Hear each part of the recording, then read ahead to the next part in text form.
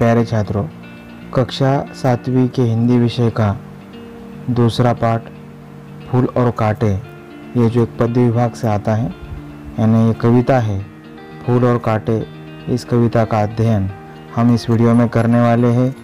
पिछले वीडियो में मैंने हिंदी के पाठ्यपुस्तक का परिचय, कक्षा 7वीं के हिंदी के पाठ्यपुस्तक का परिचय एवं वाचन मेला यह पाठ आपको पढ़ाया था। अगर आपने उसका अध्ययन नहीं किया है तो नीचे डिस्क्रिप्शन बॉक्स में मैंने लिंक दे रखी है, आप उस लिंक को टच कीजिए और पाठ्यपुस्तक परिचय एवं वाचन मेला इस पाठ का आप अध्ययन कीजिए। अगर आपने मेरे चैनल को अभी भी सब्सक्राइब नहीं किया है तो प्लीज़ चैनल को सब्सक्राइब कीजिए, बेल आइकन को प्रेस कीजिए ताकि मैंने भेजे हुए वीडियो आपको समय समय पर मिल सके और आपके अध्ययन में, आपकी पढ़ाई में किसी भी तरह की रुकावट ना आए। तो चलो छात्रों, सुनो, समझो और गाओ। यहाँ पर दिया हुआ है, सुनो, समझो और गाओ फूल और कांटे। यह कविता का हम यहाँ पर अध्ययन करने वाले हैं। अयोध्या सिंह उपाध्याय, जिन्हें हरि औध भी कहा जाता है, इन्होंने इस सुंदर कविता की रचना की है। तो इनका जन्म 1865 में आजमगढ़ उत्तर प्रदेश में हुआ। 1947 में उनका निधन हुआ। उनकी प्रसिद्ध रचनाएं हैं प्रिय प्रवास, पद्य प्रसून, वैदेही वनवास, अतखिला फूल, प्रेम कांता आदि। परिचय उनका मैं देने जा रहा हूँ। अयोध्या सिंह उपाध्याय जी का खड़ी बोली हिंदी के प्रारंभिक कवियों में मूर्धन्य स्थान है, उनका महत्वपूर्ण स्थान रहा है। आप हिंदी के एक आधार स्तंभ है। प्रस्तुत कविता में कवि ने स्पष्ट किया है कि मनुष्य विशिष्ट कुल में जन्म लेने से नहीं बल्कि अपने कर्मों से ही बड़ा बनता है। किसी कुल में अगर कोई जन्म ले ले तो कुल में जन्म लेने से वो बड़ा नहीं बनता। वो अगर पूरी निष्ठा के साथ, प्रामाणिकता के साथ, ईमानदारी के साथ अपना कर्म अगर करता है, अपना काम अगर करता है तो ही वो बड़ा बन सकता है। ऐसा यहाँ पर उपाध्याय जी कह रहे हैं। उन्होंने उनका विचार यहाँ पर व्यक्त किया है कविता के माध्यम से। मेरे प्यारे छात्रों, यहाँ पर विचार मंथन दिया हुआ है। विचार मंथन में विचार मंथन के इस क्षेत्र में यहाँ पर भूल कर भी, देखिए उपाध्याय जी क्या कर रहे हैं कि भूल कर भी न करे भूल, बने फूल नहीं शूल, निम्न आधार पर चर्चा करो। तो यहाँ पर मैं आपसे एक या दो वाक्य में चर्चा करने वाला हूँ। बहुत ही सुंदर यहाँ पर विचार उन्होंने दिया हुआ है। भूल, फूल और शूल, ऐसे 3 शब्द उन्होंने दिए हैं। वो ये कह रहे हैं कि भूल कर भी न करे भूल, हमें ऐसी भूल नहीं करना है कि हमें शूल नहीं बनना है, हमें फूल बनना है। क्या बनना है? हमें फूल बनना है। फूल सुगंध देता है, फूल को देखते ही हमें खुशी मिलती है, हम खुश हो जाते हैं, हमारे चेहरे पर प्रसन्नता छलक उठती है। और शूल क्या करता है? शूल यानी कांटा। शूल क्या करता है? दूसरों को दुख देता है। शूल अगर हमें चुभ जाए तो हमें दर्द होता है। तो मेरे प्यारे छात्रों, यहाँ पर फूल बनकर जीना है, फूल बनकर जीना है, ऐसा उन्होंने विचार यहाँ पर हमें दिया है। फूल बनकर जीना, इसका अर्थ है हमें दूसरों को सुख देना है, हमें किसी को तकलीफ नहीं देना है, हमें सुखों की बौछार करना है, ना कि दुख की बौछार करना है। तो हमें सुख की बौछार करना है, हमें फूल बनना है, शूल नहीं बनना है। हम आगे चलते हैं। यहाँ पर 5 कड़ियों की ये कविता है मेरे प्यारे छात्रों। ये 5 कड़ियों की कविता जो है, ये कविता अब हम सुनने वाले हैं। आप ये कविता मन लगाकर ध्यान से सुनना है आपको, और उसके बाद में मैं आपको ये कविता का स्पष्टीकरण देने वाला हूँ उदाहरणों के द्वारा। तो बच्चों, ये सुनो ये कविता भी।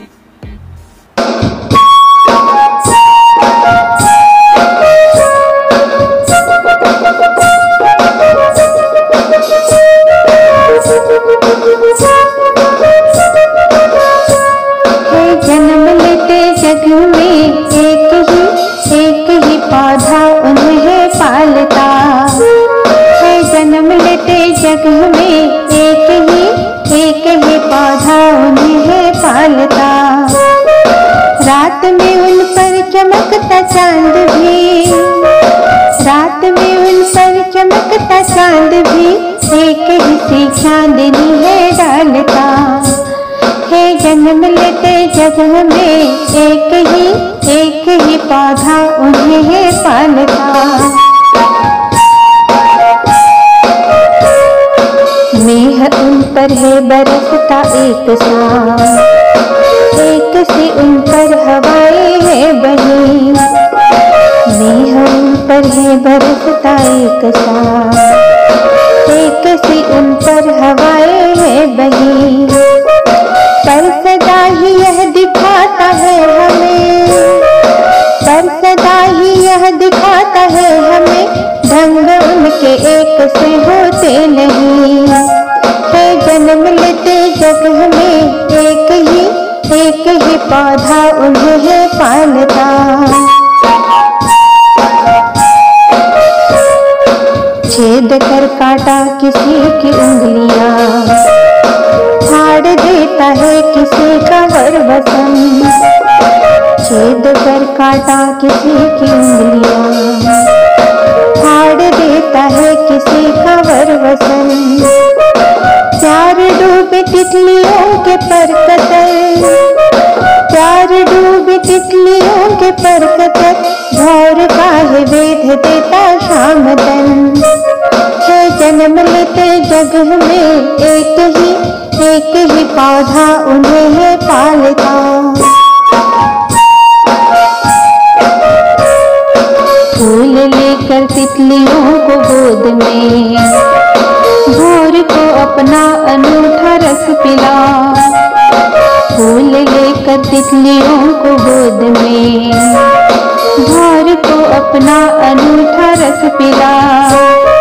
निज सुगंध आओ निराले रंग से, निज सुगंध आओ निराले रंग से है सदा देता कलिजी की खिला।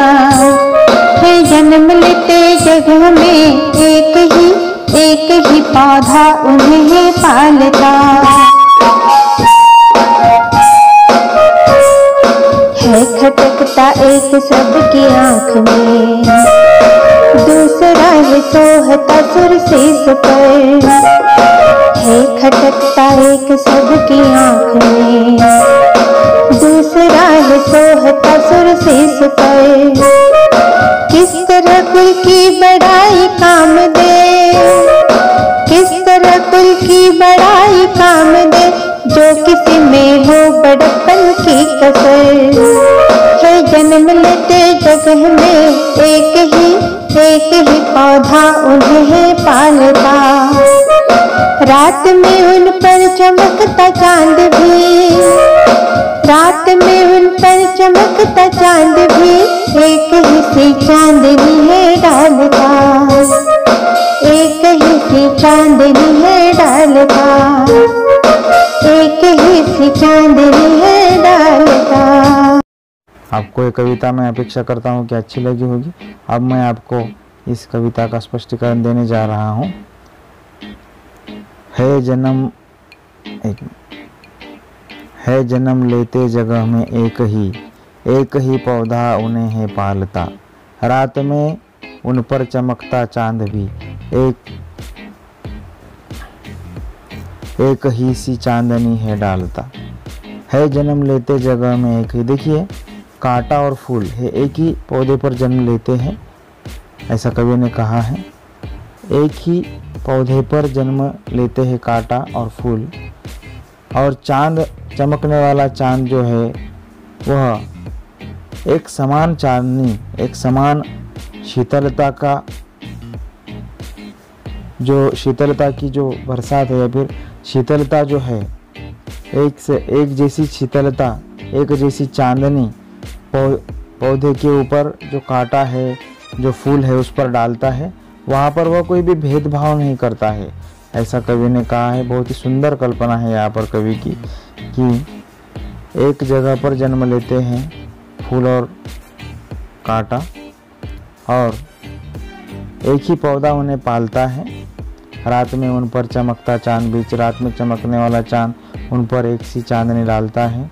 हम अगर देखें तो एक ही पिताजी की दो संतानें, हमें ऐसा कभी कभी दिखता है कि एक ही पिताजी की दो संतानें होती है, पिताजी उनको पाल पोस कर बड़ा करते हैं, लेकिन एक जो बच्चा है उनका वो बहुत नाम कमाता है और दूसरा बच्चा जो है वो नाम नहीं कमाता। ऐसा भी समाज में देखने को मिलता है। यह भी कवि ने यहाँ पर एक प्रकार से प्रतीत किया है। उसके बाद में अगली कड़ी हम देखने वाले हैं। मैं है उन पर है बरसता एक सा, एक सी उन पर हवा है बंधी, पर सदा ही यह दिखाता है हमें। एक मिनट। मैं है उन पर है बरसता एक सा, एक सी उन पर हवाएं है बही, पर सदा ही यह दिखाता है हमें, ढंग उनके एक से होते नहीं। मेघ, बादल जो है वो एक सा बरसता है, फूल पर भी कांटे पर भी, एक सी उन पर हवाएं है बही, हवा भी एक जैसी बहती है फूल पर कांटे पर सदा ही यह दिखाता है हमें, ढंग उनके एक से होते नहीं। फूल के ढंग, फूल के गुण एक से, फूल और कांटे के गुण एक से होते हैं क्या? नहीं। फूल हमें खुशबू देता है, सुगंध देता है, लेकिन कांटा हमें सुगंध नहीं देता, कांटा हमें खुशबू नहीं देता। कांटा हमें जब चुभता है तो हमें दर्द होता है। यहाँ पर कवि ने कहा है कि बादल एक समान ही बरसते हैं फूल पर और कांटे पर, और हवा भी उनको एक सी ही मिलती है, लेकिन उनमें जो गुण होते हैं वो एक समान नहीं होते। मेरे बच्चों, प्यारे छात्रों, यहाँ पर मेघ का अर्थ है बादल। क्या है अर्थ उसका? बादल। उसके बाद हम अगली कड़ी तरफ जाने वाले हैं। छेद कर काटा किसी की उंगलियां, फाड़ देता है किसी का वरवसन, प्यार डूबी तितलियों के पर कतर, भौर का है वेद देता शामतन। छेद कर काटा किसी की उंगलियां, फाड़ देता है किसी का वरवसन। देखिए, कांटा जो है वो जब चुभता है, किसी की उंगलियों को छेदता है तो वो फाड़ देता है उन उंगलियों को, और उन उंगलियों को दर्द होता है। फाड़ देता है किसी का वरवसन, किसी का वस्त्र भी कांटा फाड़ देता है। वसन, यहाँ पर वसन का अर्थ होता है वस्त्र, कपड़ा। प्यार डूबी तितलियों के पर कतर, देखिए प्यारी सी तितलियों के पर भी वह कतरता है। भौर का है वेद देता शामतन, और भौरे का, भौर यानी भौरा, जो भौरा होता है वो भौरे का जो सुंदर तन होता है, भौरे का जो तन होता है उसको भी वेद देता है कांटा, उसको भी छेद दे देता है। ऐसा कांटा होता है, ऐसे कांटे का दुर्गुण होता है, कांटा दर्द ही देता है, कांटा सुख नहीं देता। तो यहाँ पर उन्होंने कहा है कि छेद कर काटा किसी की उंगलियां, किसी की उंगलियों को छेदता है, कपड़े को फाड़ देता है कांटा, और तितलियों के पर कतरता है। भौरे का शरीर जो है उसको छेद देता है, भौरे के शरीर को भी वह छेद कर देता है। अब चौथी कड़ी तरफ हम बढ़ने वाले हैं छात्रों। फूल लेकर तितलियों की गोद में, भौर को अपना अनूठा रस पिला, निज सुगंध और निराले रंग से है सदा देता कलीजी की खिला। फूल लेकर तितलियों को गोद में, फूल जो है, सुमन हो जो है, पुष्प जो है, वह क्या करता है? तितलियों को गोद में लेता है, भौर को अपना अनूठा रस पिलाता है। भौरा जो होता है, भौरे को वो अपना अनूठा रस, अपना मीठा रस पिलाता है, अपना अनोखा रस पिलाता है फूल। निज सुगंध, निज यानी खुद का, निज सुगंध और निराले रंग से, निराले सुंदर रंग से और खुद के सुगंध से है सदा देता कलीजी की खिला, और हमेशा खुशी देता है। कलीजी की खिला का अर्थ होता है खुशी देना, खुशी देना, ऐसा इसका अर्थ होता है। देखिए, फूल क्या करता है? तितलियों को गोद में लेता है, भौरे को अपना अनोखा रस पिलाता है, और निज सुगंध और निराले रंग से, खुद का सुगंध और निराले सुंदर रंग से वह क्या करता है? फूल हमेशा खुशी देता है। कटकता यहाँ पर स्वयं अध्ययन दिया हुआ है, उसके बारे में भी मैं आपसे चर्चा करना चाहूँगा। स्वयं अध्ययन आपको करना है। दिए गए चित्रों से संबंधित सुनी हुई कोई कविता सुनाओ। बादल से, फूल से, चांद से, तितली से संबंधित अगर आपने कोई कविता कोई पढ़ी है तो आप आपके निजी दोस्त को, आपके घर के सदस्यों को कविता सुना सकते हो। आगे बढ़ेंगे बच्चों हम। है खटकता एक सबकी आंखों में, दूसरा है सोहता सुरसीस पर, किस तरह फूल की बड़ाई काम दे, जो किसी में हो बड़प्पन की कसर। देखिए, है खटकता एक सबकी आंखों में, कांटा जो है वह सबकी आंखों में खटकता है, क्योंकि कांटा दुख देता है। दूसरा है सोहता सुरसीस पर, और दूसरा जो है वो शोभा देता है सूरशीस पर। सोहता यानी शोभा देता, सूरशीस पर शीश पर यानी सर पर शोभा देता है। जो दूसरा होता है फूल, फूल को जो है वो लड़कियां सर पर लगाती, बालों में लगाती है तो वो सुंदर दिखाई देता है। कांटा आँख में घटकता है, कांटे से दुख मिलता है, दर्द मिलता है, कांटा चुभता है, इसलिए उसको कोई भी सर पर नहीं लगाता। किस तरह कुल को बड़ाई काम दे, जो किसी में हो बड़प्पन की कसर। अगर बड़प्पन है तो बड़प्पन है यानी कि अपने कर्मों में बड़प्पन रखना है, अपने काम पर निष्ठा अगर रखकर हम अपना काम करते हैं तो निश्चित तरह से जो कुल है उसका नाम रोशन होता है। और बच्चों, आपके परिवार में आपके भाई बहन होंगे, उनको भी विचार देना है कि हमारे कर्मों से हम आगे बढ़ते हैं और हमारी सुंदरता, हमारा कुल या फिर हम कहाँ पर जन्म हमारा हुआ है ये मायने नहीं रखता है, हमारा कर्म मायने रखता है, हमारी मेहनत मायने रखती है। तो छात्रों, इससे हमें विचार लेना है कि हमें फूल बनना है, हमें कांटा नहीं बनना है। हमें क्या बनना है? फूल बनना है, हमें कांटा नहीं बनना है। ये हमें ध्यान में रखना है। इस तरह से हमने इस कविता का अध्ययन किया है। यहाँ पर प्रश्न दिया हुआ है, तुम्हें कौन सा फूल पसंद है, क्यों? निम्नलिखित, देखिए, तुम्हें कौन सा फूल पसंद है और क्यों? निम्नलिखित मुद्दों के आधार पर बताओ। फूल का नाम, उपयोग, गंध, ये आपको लिखना है। अभी ये मैं वीडियो बना रहा हूँ तो आप मुझे बता नहीं सकते, क्योंकि वन डायरेक्शन से इंटरेक्शन हो रहा है। तो आप आपकी कॉपी में ये लिख सकते हो।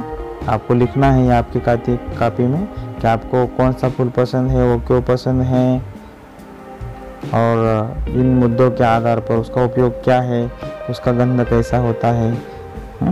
इस तरह से आपको यह स्वाध्याय करना है। यहाँ पर खोजबीन के माध्यम से अभी आप निरीक्षण करते होंगे आपके अगल बगल के पर्यावरण का, निसर्ग का, कुदरत का। तो आपको छोटे, मध्यम, बड़े पौधे जो है, पेड़ जो है, उनके बारे में उनके नाम लिखना है यहाँ पर। जैसे कि हम देखिए, हमारे घर के बाहर तुलसी का पौधा होता है, छोटा होता है। मध्यम गुलाब का पेड़, गुलाब का पौधा होता है, या बड़ा नीम का, बबूल का पौधा होता है। तो इस तरह से आप इस तख्त में लिख सकते हो, इस तख्ते में आप लिख सकते हो। और वाचन जगत से यहाँ पर कहा हुआ है कि संकेत स्थल पर जाकर महाराष्ट्र राज्य के खादी ग्रामोद्योग की जानकारी पढ़ो और मुद्दों के आधार पर भाषण तैयार करो। तो कपास, धागा, बुनाई, निर्माण प्रक्रिया, वितरण, विक्रय, ये मुद्दों के आधार पर आपको आपकी कॉपी में एक 10 वाक्यों में एक छोटा सा भाषण लिखना है आपको। और वो आपके घर के सदस्यों को या फिर आपके निजी दोस्त के सामने आप प्रस्तुत कर सकते हो। आपको करना है। ये स्वयं अध्ययन के जो है अलग अलग प्रश्न दिए हुए हैं और इसके माध्यम से आपकी पढ़ाई बहुत अच्छी हो सकती है। सदैव ध्यान में रखो, यहाँ पर लिखा हुआ है, प्रत्येक परिस्थिति का सामना हंसते हुए करना चाहिए। ये बहुत ही अच्छा विचार है, सुंदर विचार है। हमारे जीवन में हमेशा सुख आएगा ऐसा नहीं, कभी सुख आता है, कभी दुख आता है। तो हमें हर परिस्थिति का सामना हंसते हुए करना चाहिए। और मेरे प्यारे छात्रों, यहाँ पर स्वाध्याय दिया हुआ है। यहाँ पर आपको इन प्रश्नों के उत्तर लिखना है। ये रिक्त स्थानों की पूर्ति करो। मैंने अभी कविता पढ़ाई है आपको, तो आप रिक्त स्थानों की पूर्ति कर सकते हो। एक वाक्य में उत्तर लिखो, यह भी आपको लिखना है कॉपी में। तो और यहाँ पर दिया हुआ है भाषा के निम्नलिखित वर्णों में समानार्थी और विरुद्धार्थी शब्दों की जोड़ियाँ ढूंढो और अपने वाक्यों में प्रयोग करके कॉपी में लिखो। यहाँ पर एक दी हुई है पुष्प का समानार्थी शब्द फूल, रात का विरुद्धार्थी शब्द पुष्प का समानार्थी शब्द फूल, रात का विरुद्धार्थी शब्द दिन यहाँ पर दिया हुआ है। और इसमें से आपको यहाँ पर दिए हुए इन अक्षरों को जोड़कर आपको शब्द चुनना है। यहाँ पर आपको लिखना है। आप कोई पढ़ाई घर पे करना है। तो मेरे प्यारे छात्रों, इस तरह से हमने फूल और कांटे इस कविता का अध्ययन किया। मैं आशा करता हूँ कि मैंने दिया हुआ स्वाध्याय आप करोगे। आपके गृह कार्य में आप इस स्वाध्याय को करोगे और इस कविता को आप बार बार पढ़ोगे और समझोगे। मैंने समझाकर आपको एक कविता सिखाई है। तो छात्रों, अच्छी तरह से पढ़ाई करो।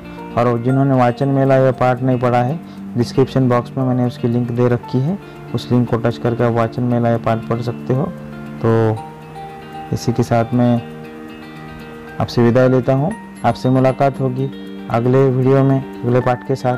तब तक आप ये पढ़ाई पूरी करके रखना।